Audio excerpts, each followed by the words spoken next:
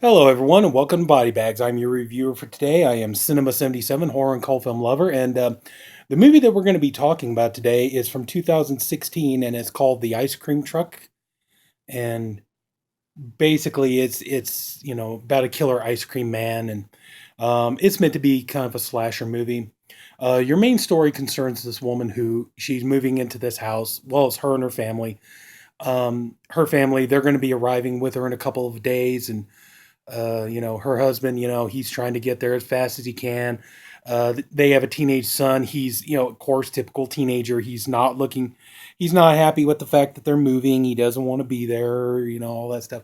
They got the little daughter. She can't wait to see her mommy again. And so anyway, so she goes and she's, getting the house set up, getting everything ready. And she's meeting the neighbors and kind of seeing like what's going on in this neighborhood that they just moved into. And one of the things that she noticed is there's this vintage ice cream truck, really, really old fashioned, that keeps driving around. And but what she doesn't realize is that the ice cream truck is being driven by a psychopath who wants to kill people. And that's pretty much your whole plot of the movie is it's pretty much it's meant to be a slasher movie. I gotta be honest, I really just me personally, I really didn't care for this movie. And just this movie had potential. It could have been really a lot better. You have the ice cream man who, I mean, the guy just looks crazy from the beginning, but there's not really a lot of the movie is not devoted to him. The movie is more devoted to the main character, the lady, and sh the problem with this movie is what plagues a lot of modern horror films is the fact that there's nobody in this movie to root for. Your main character is a woman who basically her whole thing is I moved to this house in the suburbs. My family will be coming in a couple of days, and she's like, I got to hurry up and cheat on my husband before he gets here. Because what ends up happening is she gets invited, by the neighbors to go to one of their son's graduation party. Well, so she goes to the graduation party and, she meets the boy and he's, your kind of, teenage, looks like he should have walked out of like a Twilight movie or something like that. And so she starts getting all hot pants for him and he starts deucing her and they're hanging out, getting high and all this kind of stuff.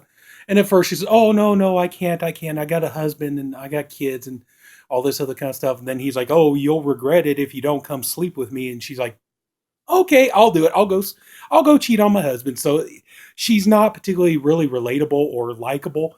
And your male lead being here's this teenage boy who, well, he's like 18 years old, but obviously he just graduated high school. But, you know, he's 18 years old and his whole thing is, oh, I can pretty much get a date with, any girl in the neighborhood because I'm kind of the neighborhood ladies man and like all the girls want me and stuff. But no, I got to go, mess with another man's wife.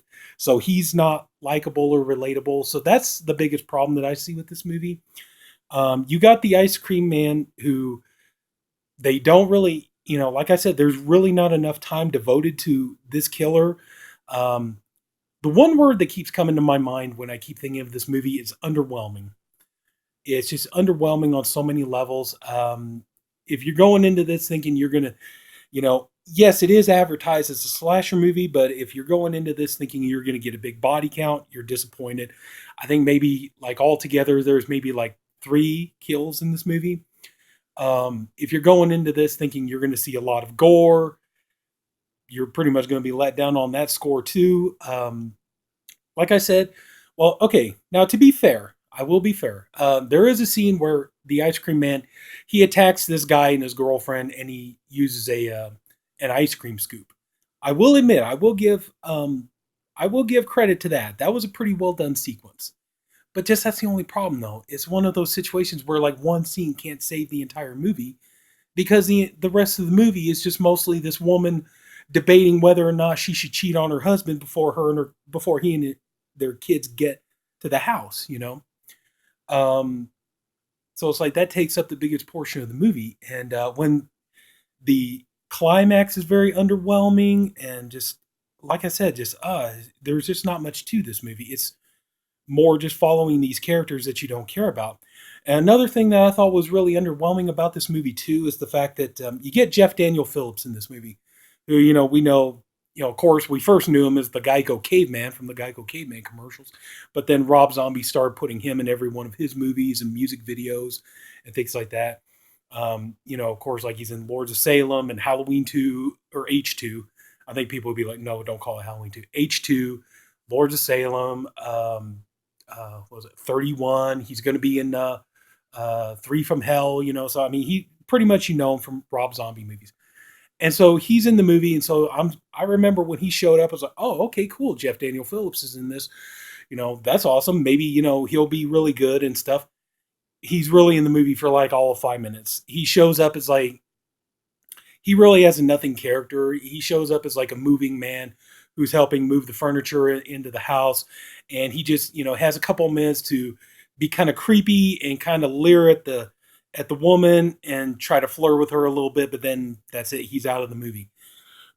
So, I mean, I just personally, I can't really recommend this movie. The kills are, like I said, the one scene where, he's attacking the guy and his girlfriend with an ice cream scoop, that was pretty, I give credit to that. That was imaginative, but everything else in the movie is just kind of very humdrum. And honestly, I can't really recommend this movie too much. It's, I mean, of course, everybody's going to watch it because you want to form your own opinion of it. But just for me personally, it's like, I really just don't see this is something I would want to watch again too soon. Just, like I said, just for me, the overall, the one word I just keep thinking about when I think of this movie is underwhelming. Small body count, very little gore. I think it would have been more interesting if, I mean, the ice cream man, yeah, he's kind of crazy and he just has this crazy stare from the minute you see him. I mean, it's like, it's kind of silly that, people don't get a bad vibe off of him just from the first glance at this guy, but they don't. I think it would have been more interesting to get a little bit more information on him. I mean, it's like, I mean, like for people who like watched the original Halloween and you were, you felt like John Carpenter and Deborah Hill cheated you because you feel like you don't know anything about Michael Myers or why he did it. But then when you watch Halloween and you realize like everything with Sam Loomis's dialogue and it's all building up towards, you realize that the whole thing of Michael Myers is he's the boogeyman, he's the devil incarnate, he's evil in the shape of a person. That pays off. This here, there's nothing. You know, they don't explain. There's no information on who he is or why he does any of the things he does or, anything like that. They don't, there's just no imagination to it. Like I say, it's just, I'm sorry. I just really can't recommend this movie. It's just not something I would watch again, but, hey, curiosity factor, go ahead and check it out. See what you think about it. But just, I'm just going to say though, it's like, go ahead and check it out. You might like it, but I'm just going to say, don't expect too much. Maybe that's it. Go in with your expectations low, but I think for a lot of people, I think after you watch this, you're going to be like, well, next time I want a movie about a killer ice cream man, I think I'm just going to go ahead and stick with Clint Howard and Ice Cream Man. So anyway, that's going to pretty much wrap it up.